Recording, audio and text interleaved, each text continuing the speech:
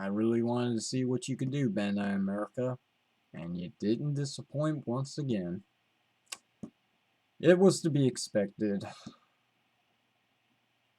Ladies and gentlemen, at the time of this recording, there has been an official video review uploaded on the YouTube from a beginner of the Colossal Megazord from the Power Rangers movie series, which is subline Battlezords. And even though the T-Rex Battlezord did get a lot of praise from me in its video review, I was being lenient with it because it was the first toy I was reviewing of the said upcoming movie toy line. The individual Zords to come after this, Saber-Tooth Tiger, Triceratops, Mastodon, and Pterodactyl, are not what I was anticipating. It was what was the sum of all fear that, unfortunately, it was to be expected. They do look good. I'll give them that. The sculpting is nice. But they are hollow shells, unfortunately. Very hollow. They make Transformers look so much better. And these things are parts formers. Parts formers. Which means you have to take them apart in certain ways to build up the Colossal Megazord. Which I was willing to be lenient with if they were able to have articulation. That said, for the price point on these things, they are a total joke.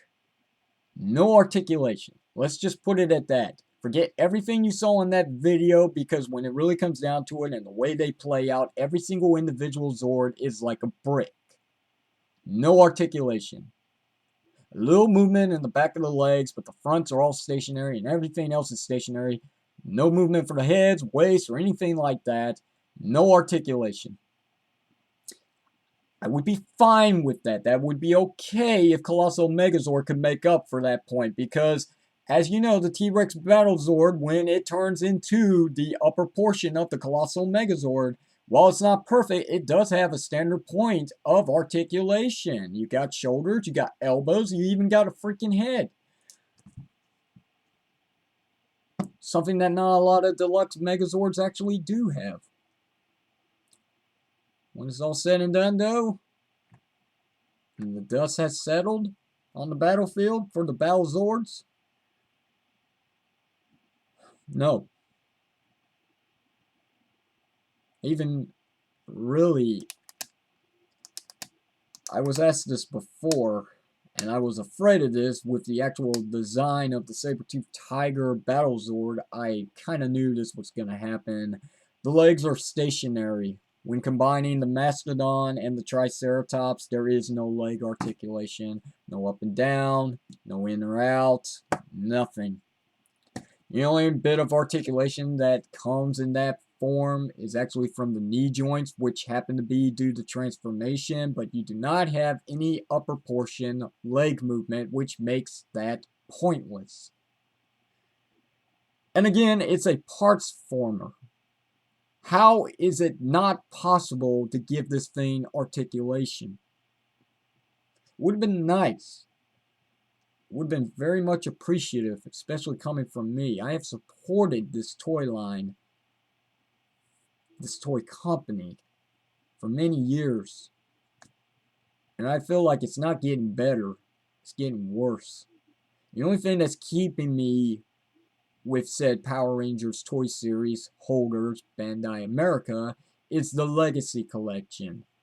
If that were to drop now, I'd have no reason to stay with Bandai America.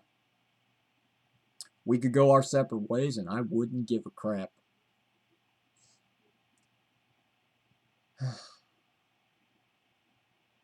So, I know some of you are probably going to be asking me very shortly, will I be continuing with the Battlezord reviews? I don't know. Do I want to waste money? Do I want to waste 20, 40, 60, 80, $80, 90 at most on hollow shells with no articulation, maybe with one little play feature each?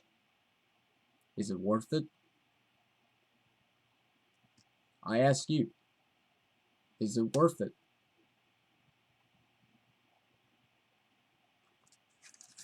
Oh, you're on thin ice again, Bandai America. Legacy or no legacy? This is very disappointing. Link will be down below in the description of this video if you want to check out the video review for yourself. It's worth looking at, and be forewarned. You might want to stay away from these.